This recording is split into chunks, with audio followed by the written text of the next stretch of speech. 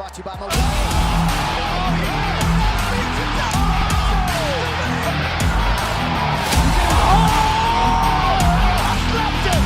Hey, I'm not surprised.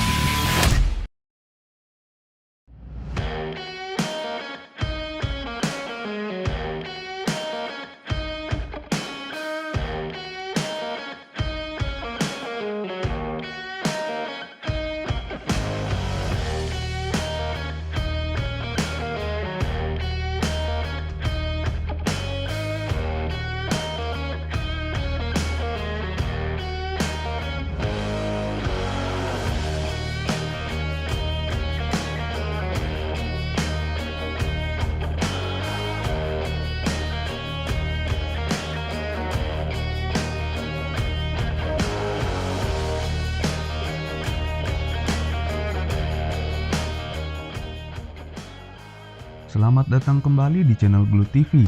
Di dalam dunia MMA profesional, skill bertarung yang mumpuni tanpa dibarengi kemampuan menghibur di dalam oktagon rasanya adalah satu hal yang hambar. Apalagi dalam olahraga yang kental dengan iklim bisnisnya, kemampuan menghibur seakan dijadikan syarat utama untuk menjadi penunjang untuk karir para fighter yang bersangkutan. Di UFC sendiri, hal itu sudah menjadi hal yang lumrah. Nilai jual dari fighter yang hanya dibekali dengan skill bertarung yang mumpuni akan kalah dengan nilai jual dari fighter yang memiliki kemampuan menghibur. Sehingga fighter yang memiliki kemampuan untuk menghibur pun seakan menjadi fighter yang akan sangat ditunggu-tunggu penampilannya. Di UFC, aksi provokasi yang dilakukan seorang fighter dalam jalannya pertarungan akan menjadi hiburan tersendiri bagi para fans. Sehingga dalam video kali ini, kami telah merangkum aksi provokasi dari para fighter yang berlaga di UFC. Berikut cuplikannya. Tahun 2015 bisa dibilang adalah tahun di mana Anderson Silva menjadi salah satu fighter yang paling mengerikan di divisi middleweight.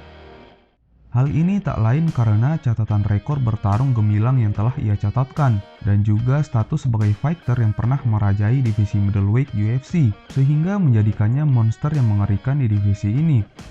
Para fighter yang akan melawannya pun akan sangat berhati-hati dalam jalannya pertarungan. Namun hal ini tidak berlaku bagi Nick Diaz. Nick yang terkenal dengan karakternya seperti seorang gangster, dalam jalannya pertarungan malah dengan sesuka hati melakukan provokasi kepada fighter yang sangat berbahaya di divisi itu. Nick melakukan gestur ejekan seperti bersandar di jaring oktagon, membelakangi Anderson Silva, hingga tidur di tengah oktagon untuk memprovokasi Anderson Silva. Seisi stadion pun bergemuruh melihat aksi Nick Diaz. Dan hingga saat ini, aksi yang dilakukan Nick Diaz dalam pertarungan itu menjadi aksi yang ikonik dalam sejarah UFC. Dalam event UFC 207, Dominick Cruz yang baru saja berhasil memenangkan title defense pertamanya melawan Uriah Faber harus kembali masuk ke oktagon untuk melakukan title defense sabuk juara divisi bantamweight yang ia miliki. Saat itu Dominick Cruz melawan rekan satu tim dari Uriah Faber, yaitu Cody Garbrandt. Cody yang pada saat itu berada dalam puncak performanya berhasil membuat Cruz terlihat seperti seorang petarung amatir dalam jalannya pertarungan. Gestur untuk memprovokasi pun beberapa kali dilakukan oleh Cody yang membuat jalannya pertarungan semakin seru. Cody yang berhasil mendominasi Cruz akhirnya dinyatakan menjadi juara baru divisi bantamweight setelah keduanya bertarung selama 5 round. Conor McGregor yang saat itu merupakan raja di divisi featherweight melakukan kampanyenya untuk menjadi petarung pertama yang berlaga di UFC yang memegang sabuk juara di dua divisi yang berbeda. Sehingga untuk mensukseskan kampanyenya itu, Conor pun naik kelas di divisi lightweight. Eddie Alvarez yang saat itu menjadi raja di kelas lightweight menjadi petarung yang akan Conor hadapi. Dalam jalannya pertarungan, Conor melakukan gestur untuk memprovokasi Eddie Alvarez dengan meletakkan kedua tangannya di belakang. Para fans yang memadati isi stadion pun bergemuruh melihat aksi yang ditampilkan oleh Conor. Israel Adesanya yang terkenal suka meniru gerakan yang ada pada karakter dalam film Naruto melakukan hal serupa saat bertarung melawan Anderson Silva. Dalam jalannya pertarungan, keduanya saling bertukar ejekan yang membuat pertarungan semakin seru. Di menit akhir round pertama, Israel Adesanya melancarkan tendangan ke arah kepala Anderson Silva yang kemudian tendangan itu meleset dan langsung disambung dengan gaya khas milik Rock Lee untuk mengakhiri round tersebut. Seisi stadion pun bergemuruh dan pertarungan itu mendapatkan penghargaan Fight of the Night dari UFC.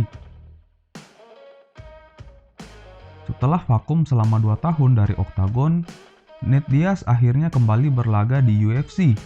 Dan lawan yang ia hadapi adalah seorang fighter top contender divisi welterweight yang sedang berada dalam 8 kemenangan beruntun. Fighter tersebut adalah Leon Edwards. Nate Diaz yang didominasi penuh oleh Leon Edwards selama 4 round secara tiba-tiba membuat kejutan di round kelima. Di round itu Nate Diaz melancarkan kombinasi Stockton Slap andalannya yang disusul dengan strike yang mendarat telak di rahang Leon Edwards.